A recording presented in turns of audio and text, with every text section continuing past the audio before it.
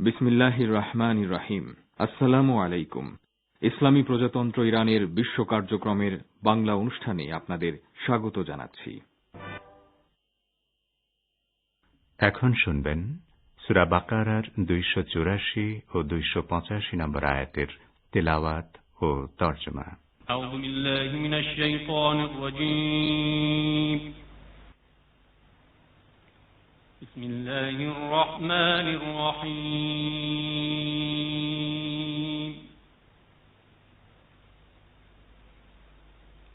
লিল্লাহি মা ফিস সামাওয়াতি ওয়া মা ফিল আরদ ওয়া ইন তুবদু মা ফি আনফুসিকুম আও তুখফুহু ইউহাসিবকুম বিল্লাহ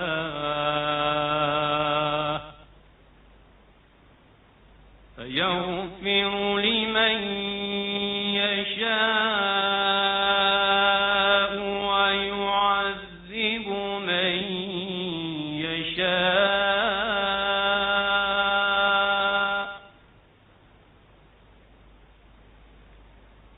ওয়াল্লাহু আলা কুল্লি শাইইন কাদির।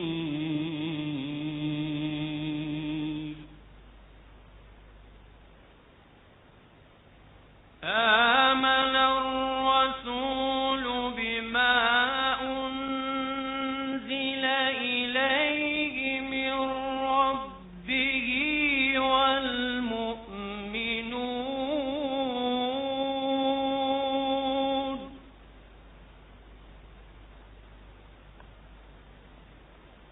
কুল্লুন আমানা বিল্লাহি ওয়া মালাইকাতিহি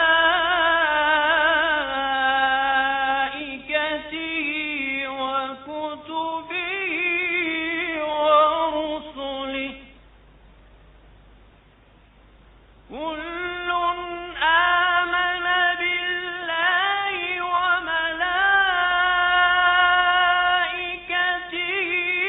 ওয়া কুতুবিহি ওয়া রুসুলিহি লা নুফাররিকু বাইনা আহাদিন মির রুসুলিহি ওয়া ক্বালু সামি'না ওয়া আতা'না গুফরানাকা রাব্বানা ওয়া ইলাইকাল মাসীর।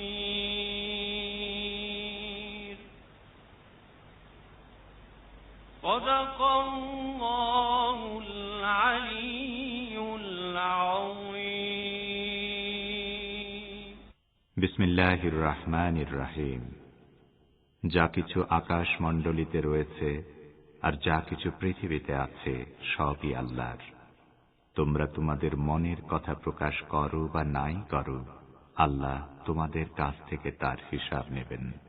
তারপর যাকে ইচ্ছা তিনি ক্ষমা করবেন এবং যাকে ইচ্ছা শাস্তি দেবেন। আল্লাহ সকল বিষয়ে সর্বশক্তিমান। রাসূল বিশ্বাস রাখেন সেই সব বিষয় সম্পর্কে যা তাঁর পালনকর্তার পক্ষ থেকে তাঁর কাছে অবতীর্ণ হয়েছে, এবং মুসলমানরাও বিশ্বাস রাখে আল্লাহর প্রতি, তাঁর ফেরেশতাদের প্রতি, তাঁর গ্রন্থসমূহের প্রতি এবং তাঁর পয়গম্বরদের প্রতি। তারা বলে, আমরা তাঁর পয়গম্বরদের মধ্যে কোনো তারতম্য করি না। তারা বলে, আমরা শুনেছি এবং কবুল করেছি। আমরা তোমার ক্ষমা চাই, হে আমাদের পালনকর্তা। তোমারই দিকে প্রত্যাবর্তন করতে হবে। সাদাকাল্লাহুল আলিয়্যুল আযীম। শ্রোতা বন্ধুরা, অর্থসহ পবিত্র কোরআনের তেলাওয়াত শুনলেন। আজ সোমবার 30 আগস্ট, 15 ভাদ্র এবং ফার্সি 25 মুরতাদ। রেডিও তেহরানের শান্ত অধিবেশনের বাংলা অনুষ্ঠানে আপনাদের স্বাগত জানাচ্ছি আমি আশরাফুর রহমান। এই অনুষ্ঠান প্রচারিত হচ্ছে বাংলাদেশ ও ভারতে শর্টওয়েভ 11,600 কিলোহার্টজে এবং সৌদি আরবে 31 মিটার ব্যান্ডে 9,870 কিলোহার্টজে। ইন্টারনেটে আমাদের অনুষ্ঠান শোনার ঠিকানা parstoday.com/bn। ফেসবুকে সরাসরি সম্প্রচার হয় এই পেজ থেকে facebook.com/রেডিও তেহরান bn। এবারে আজকের অনুষ্ঠান সূচি জানিয়ে দিচ্ছি। শুরুতেই থাকছে যথারীতি বিশ্ব সংবাদ। এতে থাকবে ঢাকা ও কলকাতা থেকে আমাদের প্রতিনিধিদের পাঠানো দুটি বার্তা। এরপর সংবাদ বিশ্লেষণমূলক অনুষ্ঠান দৃষ্টিপাতে থাকবে ইসরায়েলি যুদ্ধমন্ত্রীর সঙ্গে ফিলিস্তিনি স্বশাসন কর্তৃপক্ষের প্রধান মাহমুদ আব্বাসের বৈঠক সম্পর্কে আমাদের ভাষ্যকারের একটি পর্যালোচনা এবং আন্তর্জাতিক গুম প্রতিরোধ দিবসে বাংলাদেশে গুমের শিকার ব্যক্তিদের খুঁজে বের করার তাগিদ সম্পর্কে আলাদা দুটি প্রতিবেদন। এরপর থাকবে শ্রোতাদের চিঠিপত্রের আসর প্রিয়জন। প্রান্তিক আয়োজনে থাকবে পত্রপত্রিকার পাতার অনুষ্ঠান কথাবার্তা। সবশেষে সংক্ষিপ্ত সংবাদ। তবে সবকিছুর আগে বিশ্ব সংবাদ।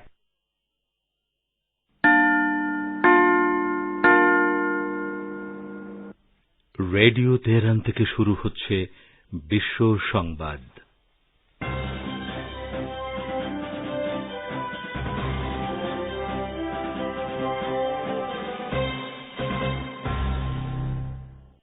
শুরুতেই সংবাদ শিরোনাম।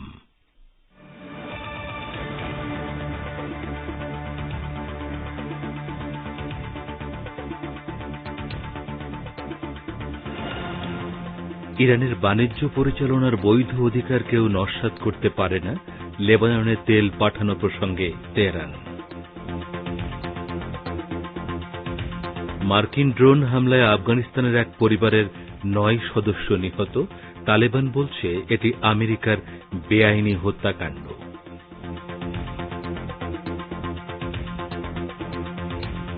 বাংলাদেশে গুম হওয়া পরিবারগুলোর অসহায়ত্বের দায় সরকারকেই নিতে হবে, বিএনপি মহাসচিব মির্জা ফখরুলের মন্তব্য।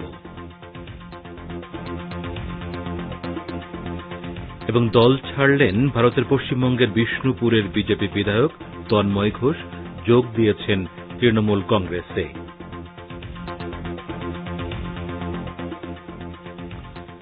আসসালামু আলাইকুম। এতক্ষণ গুরুত্বপূর্ণ সংবাদ শিরোনাম শুনলেন। এবারে বিস্তারিত বিশ্ব সংবাদে আপনাদের স্বাগত জানাচ্ছি। আমি গাজী আব্দুর রশিদ। জ্বালানি তেলের সংকটে পড়া লেবাননকে সহযোগিতার জন্য ইসলামী প্রজাতন্ত্র ইরান তেলবাহী যেসব জাহাজ পাঠিয়েছে সেগুলোতে কোন রকমের হস্তক্ষেপ না করার জন্য আমেরিকাকে সতর্ক করেছে তেহরান। ইরানের পররাষ্ট্র মন্ত্রণালয়ের মুখপাত্র সাইদ খাতিবজাদে আজ ভার্চুয়াল সংবাদ সম্মেলনে এ হুঁশিয়ারি উচ্চারণ করেছেন। তিনি বলেন, ইরানের বৈধ বাণিজ্য পরিচালনার পথে বাধা সৃষ্টি করার অধিকার আমেরিকার নেই। আমরা আমাদের সার্বভৌমত্ব চর্চা করার ব্যাপারে খুবই সিরিয়াস এবং সবার জানা উচিত যে বৈধ বাণিজ্যের অধিকার হচ্ছে আন্তর্জাতিক আইনের একটি মৌলিক নীতি। আমেরিকা বা অন্য কোনো দেশ আইনের ঊর্ধ্বে নয় এবং কেউ ইরানের এই বাণিজ্য পরিচালনার বৈধ অধিকার নস্যাৎ করতে পারে না। গত সপ্তাহে লেবাননে তেল সংকট মোকাবেলার জন্য বৈরুতের উদ্দেশ্যে একটি জাহাজ পাঠায় ইরান। হিজবুল্লাহ আন্দোলন জানিয়েছে ইরান থেকে তেল ভর্তি দ্বিতীয় জাহাজও রওনা হয়েছে। এ সম্পর্কে খাতিবজাদে গত সপ্তাহে বলেছিলেন, লেবাননের সরকার এবং দেশটির ব্যবসায়ীদের কাছে তেল বিক্রি করতে প্রস্তুত ইরান। যতক্ষণ পর্যন্ত লেবাননে ইরানি তেলের ক্রেতা থাকবে ততক্ষণ পর্যন্ত তেহরান তেল সরবরাহ করবে। সিরিয়ার প্রেসিডেন্ট বাশার আল আসাদ সন্ত্রাসবাদের বিরুদ্ধে যুদ্ধে তার দেশের পাশে থাকার জন্য ইরানের প্রতি আবারও কৃতজ্ঞতা জানিয়েছেন। সিরিয়া সফররত ইরানের নয়া পররাষ্ট্রমন্ত্রী হোসেইন আমির আবদুল্লাহিয়ানের সঙ্গে এক বৈঠকে তিনি এ কৃতজ্ঞতা প্রকাশ করেন। রোববার বিকেলে দামেস্কে অনুষ্ঠিত বৈঠকে বিভিন্ন দ্বিপক্ষীয় ও আঞ্চলিক বিষয়ে আলোচনা ও মতবিনিময় হয়। সাক্ষাতে সিরিয়ার প্রেসিডেন্ট হিসেবে পুনর্নির্বাচিত হওয়ায় বাশার আসাদকে অভিনন্দন জানান ইরানের পররাষ্ট্রমন্ত্রী। তিনি ইরান ও সিরিয়ার মধ্যে অর্থনৈতিক সহযোগিতার কথা উল্লেখ করে বলেন, দুদেশের মধ্যকার যৌথ অর্থনৈতিক কমিশনগুলোকে আরও বেশি কার্যকর ও সক্রিয় করা প্রয়োজন। এ সময় প্রেসিডেন্ট আসাদ ইরানের প্রতি কৃতজ্ঞতা জানানোর পাশাপাশি বিভিন্ন আঞ্চলিক ও আন্তর্জাতিক ইস্যুতে ইরানের সঙ্গে যৌথভাবে কাজ করার আগ্রহ প্রকাশ করেন। আফগানিস্তানের কাবুল আন্তর্জাতিক বিমানবন্দরের কাছে অবস্থিত একটি বাড়ির উপর মার্কিন ড্রোন হামলায় একই পরিবারের ৬ শিশু সহ ৯ জন নিহত হয়েছেন। হামলায় নিহতদের এক স্বজন মার্কিন টেলিভিশন চ্যানেল সিএনএনকে মৃত্যুর এ সংখ্যা জানিয়েছেন। মার্কিন সেন্ট্রাল কমান্ড বা সেন্টকম জানিয়েছে উগ্র সন্ত্রাসী গোষ্ঠী দায়েশের সম্ভাব্য হামলা ঠেকানোর জন্য এই ড্রোন হামলা চালানো হয়। আফগানিস্তানের পশ্চিমাঞ্চলীয় নানগারহার প্রদেশে শুক্রবার একই ধরনের ড্রোন হামলা পরিচালনা করে মার্কিন বাহিনী। সে সময়ও মার্কিন বাহিনী তাকফিরি সন্ত্রাসী গোষ্ঠী দায়েশের উপর হামলার দাবি করে। আফগানিস্তানের রাজধানী কাবুলে মার্কিন ড্রোন হামলাকে অবৈধ ও বেআইনি হিসেবে ঘোষণা করেছে তালেবান গোষ্ঠী। কাবুলে গতকালের মার্কিন ড্রোন হামলায় একই পরিবারের ৬ শিশু সহ নিহত ৬ জন। তালেবান মুখপাত্র জবিউল্লাহ মুজাহিদ ওই হত্যাকাণ্ডের প্রতি ইঙ্গিত করে আজ বলেছেন, ভিন্ন দেশের ভূখণ্ডে এ ধরনের হামলা পুরোপুরি অবৈধ ও বেআইনি। তিনি আরো বলেন, আমেরিকা হুমকির বিষয়টি আমাদেরকে অবহিত করতে পারত। নির্বিচারে এভাবে হামলা চালিয়ে বেসামরিক মানুষ হত্যা করা তাদের উচিত হয়নি। মার্কিন সেনাদেরকে আগামীকাল ৩১ আগস্টের মধ্যে আফগানিস্তান থেকে সরিয়ে নেয়ার কথা রয়েছে। এদিকে আফগানিস্তানের দ্রুত পরিবর্তনশীল পরিস্থিতি নিয়ে আলোচনা করার জন্য জাতিসংঘ নিরাপত্তা পরিষদের স্থায়ী ৫ সদস্য দেশ আজ জরুরি বৈঠকে বসেছে। আফগানিস্তান থেকে মার্কিন সেনা প্রত্যাহার এবং পুরো দেশের নিয়ন্ত্রণ তালেবানের হাতে চলে যাওয়ার পর এই বৈঠক অনুষ্ঠিত হতে যাচ্ছে। রেডিও পাকিস্তানের বরাদ্দে ইংরেজি দৈনিক ডন জানিয়েছে, ফ্রান্স ও ব্রিটেনে এ বিষয়ে একটি প্রস্তাব উত্থাপন করতে পারে, যাতে কাবুলে একটি নিরাপদ জোন প্রতিষ্ঠার কথা বলা হবে। যে সমস্ত ব্যক্তি আফগানিস্তান থেকে চলে যেতে চায় তাদেরকে কাবুল বিমানবন্দরের নিরাপত্তা দেওয়ার জন্য এবং দেশটিতে মানবিক ত্রাণ অব্যাহত রাখার লক্ষ্যে ফ্রান্স ও ব্রিটেন এই প্রস্তাব উত্থাপনের চিন্তা করছে। এদিকে কয়েকটি দেশের পররাষ্ট্রমন্ত্রীদের অংশগ্রহণে একটি ভার্চুয়াল বৈঠক আয়োজন করতে যাচ্ছে আমেরিকা। আফগানিস্তান সম্পর্কে ভবিষ্যৎ কৌশল নির্ধারণের লক্ষ্যে এই বৈঠক অনুষ্ঠিত হবে।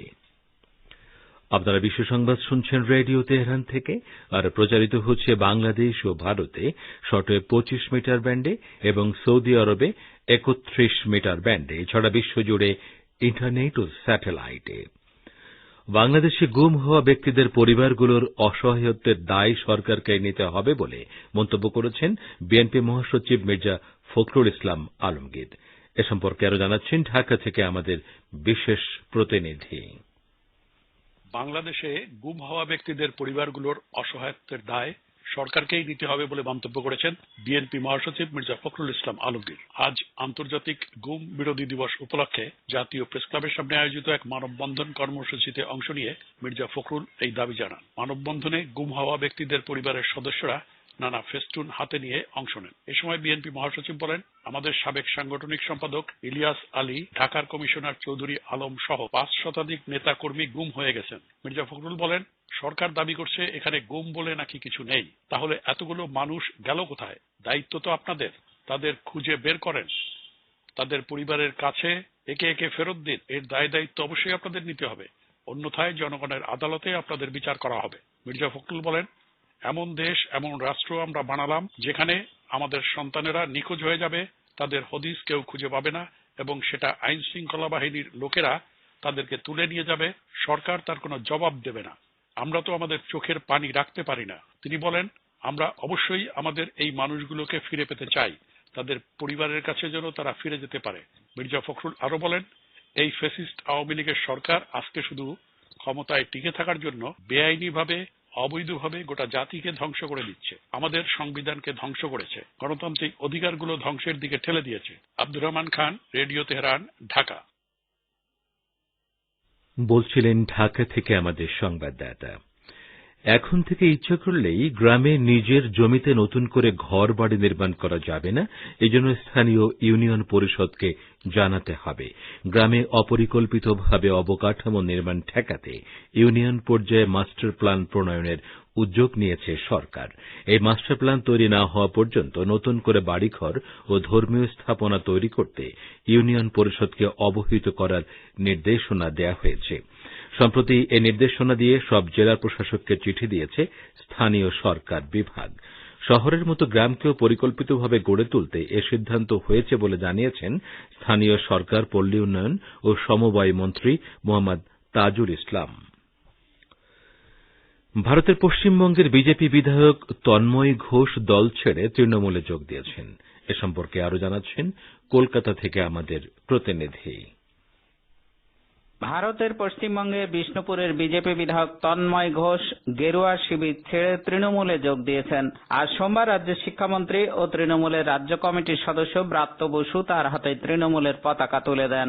শিক্ষামন্ত্রী ব্রাত্য বসু আজ বিধায়ক তন্ময় ঘোষকে সঙ্গে নিয়ে এক সংবাদ সম্মেলনে বলেন, বিজেপির বহু বিধায়কই আমাদের সঙ্গে যোগাযোগ রাখছেন। বিজেপি আমাদের সঙ্গে রাজনীতিতে পেরে উঠছে না, সেজন্য প্রতিহিংসামূলক আচরণ করছে। তৃণমূলে যোগ দিয়ে আজ বিধায়ক তন্ময় ঘোষ বলেন, বর্তমানে আমরা দেখতে পাচ্ছি সারা বাংলা জুড়ে বিজেপির একটা প্রতিহিংসামূলক রাজনীতি চলছে। এরা কেন্দ্রীয় এজেন্সি লাগিয়ে সকলকে ভয় দেখিয়ে বাঙালিদের যে অধিকার তার উপরে একটা হস্তক্ষেপ করার চেষ্টা করছে। তিনি আরো বলেন, আমি বাংলার দলমত নির্বিশেষে সমস্ত বিধায়ক ও এমপিকে বাংলার মুখ্যমন্ত্রীর উন্নয়ন কর্মসূচির পাশে দাঁড়ানোর জন্য আহ্বান জানাবো।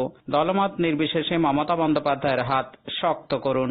এদিকে বিধায়কের দলবদল প্রসঙ্গে বিজেপির বিষ্ণুপুর সাংগঠনিক জেলা সভাপতি সুজিত অগস্তি বলেন, উনি ভোটে জেতার পর থেকেই দলের সঙ্গে দূরত্ব বাড়াচ্ছিলেন। সংগঠনের কোন নেতাকর্মী ওনাকে চেনেন না। বিষ্ণুপুরের মানুষ তাদের সঙ্গে এই বিশ্বাসঘাতকতা বরদাস্ত করবে না। Abdul Hakim, radio Tehran, Kolkata.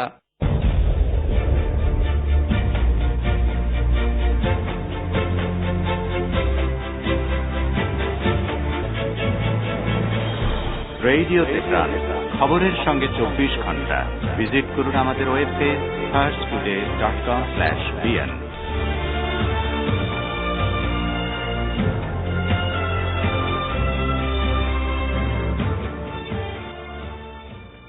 আবারও ফিরে এলাম রেডিও তেহরানের সান্ধ্য বিশ্ব সংবাদে।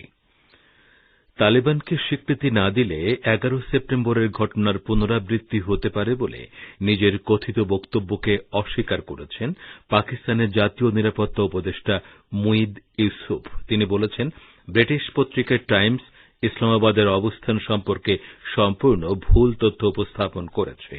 ব্রিটিশ সাংবাদিক ক্রিস্টিনা ল্যাম্ব সম্প্রতি টাইমস পত্রিকায় পাকিস্তানের জাতীয় নিরাপত্তা উপদেষ্টার সাক্ষাৎকার ভিত্তিক একটি প্রতিবেদন প্রকাশ করেন। ওই প্রতিবেদনে বলা হয়, মুইদ ইউসুফ বলেছেন, আফগানিস্তানের ক্ষমতায় তালেবানকে স্বীকৃতি না দিলে 1990-এর দশকের ভয়াবহতা এবং 2001 সালের 11 সেপ্টেম্বরের হামলার পুনরাবৃত্তি হতে পারে। গতকাল পাকিস্তানের জাতীয় নিরাপত্তা উপদেষ্টার দপ্তর থেকে প্রকাশিত বিবৃতিতে টাইমস পত্রিকার ওই খবর তীব্র ভাষায় প্রত্যাখ্যান করা হয়। আফগানিস্তানের তালেবান মুখপাত্র জবিউল্লাহ মুজাহিদ জানিয়েছেন, তাদের সংগঠনের সুপ্রিম লিডার বা সর্বোচ্চ নেতা হাইবাতুল্লাহ আখুনজাদা আফগানিস্তানের ভেতরেই আছেন। গতকাল জবিউল্লাহ মুজাহিদ একথা জানান। তালেবান মুখপাত্র বলেন, তিনি কান্দাহারে অবস্থান করছেন। শুরু থেকেই তিনি সেখানে বসবাস করে আসছেন। তালেবানের উপমুখপাত্র বিলাল কারিমি জানান, তিনি শীঘ্রই জনসমক্ষে আসবেন। ইমানদারদের কথিত এই কমান্ডার 2016 সাল থেকে তালেবান পরিচালনার দায়িত্ব পালন করে আসছেন, কিন্তু লোক সমক্ষে তাকে খুব একটা দেখাও যায় না। এ পর্যন্ত তালেবান তার একটি সিঙ্গেল ফটোগ্রাফ প্রকাশ করেছে, কখনো তাকে প্রকাশ্যে দেখা যায়নি এবং তিনি কোথায় থাকেন তাও জানা যায় না। ইহুদিবাদী ইসরায়েলের যুদ্ধমন্ত্রী বেনি গান্তোজের সঙ্গে বৈঠক করেছেন ফিলিস্তিনি স্বশাসন কর্তৃপক্ষের প্রেসিডেন্ট মাহমুদ আব্বাস। গত 10 বছরের মধ্যে ইসরায়েল ও ফিলিস্তিনের মধ্যে উঁচু পর্যায়ের প্রথম বৈঠক এটি। গত জুন মাসে ইহুদিবাদী প্রধানমন্ত্রী নাফতালি বেনেট ক্ষমতায় বসার পর এ ধরনের উচ্চ পর্যায়ের বৈঠকের উদ্যোগ নিলেন। দুপক্ষ এমন বৈঠক অব্যাহত রাখার ব্যাপারে সম্মত হয়েছে।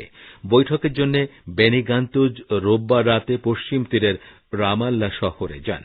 আল জাজিরা টেলিভিশন চ্যানেল জানিয়েছে, নিরাপত্তা ও অর্থনৈতিক ইস্যুতে দুপক্ষ আলোচনা করেছে। শ্রোতা বন্ধুরা, আমাদের নিউজ ডেস্কে এখনকার মতো এই ছিল সর্বশেষ খবর। এতক্ষণ আমাদের সাথে থাকার জন্য অনেক অনেক ধন্যবাদ।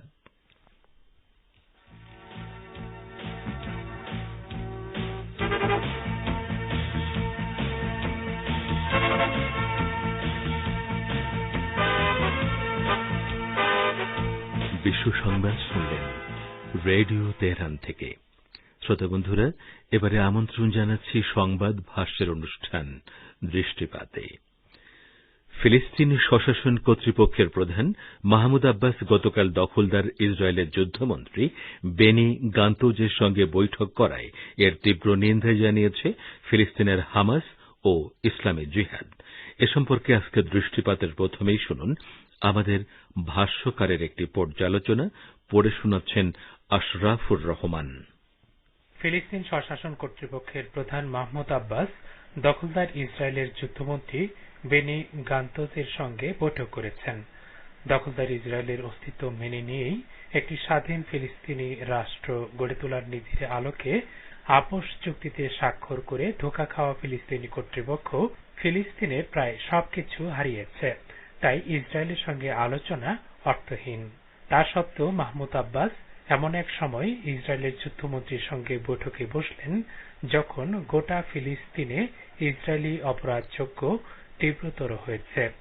সম্প্রতি গাজার উপর 11 দিনের যুদ্ধ চাপিয়ে দেওয়া ছাড়াও ইসরায়েল ফিলিস্তিনিদের উপর সহিংসতা এবং তাদের জমি ও ঘরবাড়ি দখলও অব্যাহত রেখেছে। 11 দিনের ওই যুদ্ধে পশ্চিম তীরের জনগণও গাজার পক্ষ থেকে ইসরায়েলের বিরুদ্ধে প্রতিরোধ গড়ে তোলেন। মাহমুদ আব্বাস এমন সময় লজ্জা শরমের মাথা খেয়ে ইসরায়েলি যুদ্ধমন্ত্রীর সঙ্গে বৈঠক করলেন যখন ইসরায়েলের প্রধানমন্ত্রী নাফতালি বেনেট সম্প্রতি ঘোষণা করেছেন যে 2 রাষ্ট্র বা সরকার প্রতিষ্ঠার নীতি তিনি মানেন না এবং তিনি যতদিন ইসরায়েলের প্রধানমন্ত্রী পদে থাকবেন ততদিন এই নীতি বাস্তবায়ন করতে দেবেন না। গান্তোজ টুইটারে লিখেছেন, ইসরায়েল ফিলিস্তিনি স্বশাসন কর্তৃপক্ষের অর্থনৈতিক অবস্থা জোরদারের কথা ভাবছে। আসলে ইসরায়েল কিছু ওয়াদার গাজর দেখিয়ে স্বশাসন কর্তৃপক্ষকে হাতে রেখে ফিলিস্তিনিদের মধ্যে মতভেদ সৃষ্টি করতে চায় যাতে তাদের জাতীয় ঐক্যের সরকার গড়ে না ওঠে। এটা স্পষ্ট মাহমুদ আব্বাস ইসরায়েলের পক্ষে বিপজ্জনক খেলায় নেমেছেন। ফিলিস্তিনের হামাস এবং ইসলামী জিহাদ গান্তোজের সঙ্গে মাহমুদ আব্বাসের বৈঠকে ফিলিস্তিনি জাতির প্রতি পেছন থেকে ছুরিকাঘাত ও শহীদের রক্তের প্রতি বিশ্বাসঘাতকতা বলে তীব্র নিন্দা জানিয়েছে। হামাস বলেছে, আব্বাস ফিলিস্তিনের জাতীয় মূল্যবোধকে এখনো পদদলন করছেন এবং ইসরায়েলের চেহারা উজ্জ্বল করতে চান। জিহাদে ইসলামীও বলেছে, আব্বাস এমন সময় ইসরায়েলি যুদ্ধমন্ত্রীর সঙ্গে বৈঠকে বসলেন যখন এই জল্লাদের নির্দেশে শহীদ হওয়া ফিলিস্তিনি শিশুদের রক্ত এখনো শুকায়নি।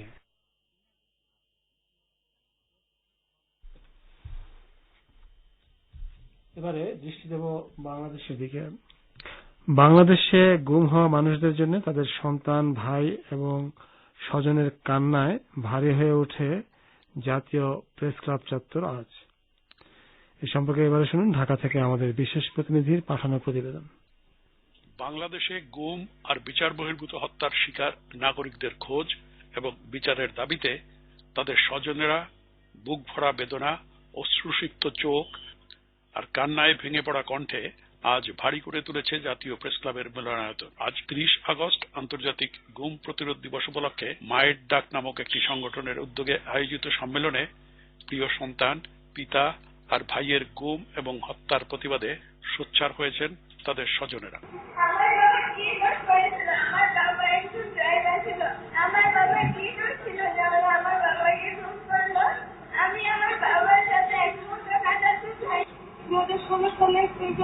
আমার বাবাকে নির্যাতিত ভাবে হত্যা করা, স্কুলে আমার সব অনুষ্ঠানে নিখোঁজ রাজনৈতিক কর্মী মনির হোসেনের ভাই শহীদ হোসেন আবেগ জড়িত কণ্ঠে বলেন, প্রতিবাদী যুবকদের গুম হত্যা করা হচ্ছে নিজেদের ক্ষমতা পাকাপোক্ত করার জন্য। এর বিরুদ্ধে সবাইকে ঐক্যবদ্ধ হতে হবে। তাদের কোনো ডেথ সার্টিফিকেট পাই না, তাদের সম্পত্তি বিক্রি করার মতো সুযোগ নাই, হস্তান্তর করার মতো সুযোগ নাই। কারণ আমরা তো এখন ঘুমের মধ্যেই আছি। কোথায় আছে লাশটা অন্তত দেন, কিন্তু সবাই সচ্চার হন, শক্তি সঞ্চয় করুন, না হলে আমাদেরকে আসলে রাখবে না, আমাদের পর সরাই নেওয়া যাবে। জাতীয় প্রেস ক্লাবে মায়ের ডাক আয়োজিত আজকের সভায় নিখোঁজ ও নিহত ব্যক্তিদের পরিবারের প্রতি সহমর্মিতা জানাতে এসেছিলেন মানবাধিকার কর্মী, রাজনৈতিক নেতা ও বিশ্ববিদ্যালয়ের শিক্ষকগণ। তারা গুমের শিকার ব্যক্তিদের ফিরিয়ে দেবার তাগিদ দেন এবং বিচার বহির্ভূত হত্যা বন্ধের দাবি জানান। পাশাপাশি তারা এসব বেআইনি কর্মকাণ্ডের বিষয়ে বিচার বিভাগীয় তদন্তের দাবিও জানান। দেশীয় ও আন্তর্জাতিক মানবাধিকার সংগঠনগুলো জানিয়েছে, বাংলাদেশে এখনো ৮৬ জন নাগরিক গুম হয়ে আছেন। সম্প্রতি যুক্তরাষ্ট্রভিত্তিক মানবাধিকার সংগঠন human rights watch decade of enforced disappearance in Bangladesh শিরোনামে একটি প্রতিবেদন প্রকাশ করেছে। এই প্রতিবেদনে গুমের জন্য বাংলাদেশের নিরাপত্তা বাহিনীগুলোকে দায়ী করা হয়েছে। আন্তর্জাতিক এই মানবাধিকার সংগঠনটি মনে করে, নিরাপত্তা বাহিনীর জ্যেষ্ঠ কর্মকর্তাদের জবাবদিহিতার আওতায় আনা, গুম বন্ধ করা এবং ভবিষ্যতে নির্যাতন প্রতিরোধের নিশ্চয়তা আদায়ে জাতিসংঘ, দাতা গোষ্ঠী এবং ব্যবসায়িক অংশীদারদেরকে উদ্যোগ নেওয়া উচিত। Abdur Rahman Khan, radio Tehran, Dhaka. প্রতিবেদনটি শুনলেন, আর এরই সঙ্গে শেষ হল সংবাদ ভাষ্য অনুষ্ঠান দৃষ্টিপাত। আপনারা এই অনুষ্ঠান শুনছেন রেডিও তেহরান থেকে।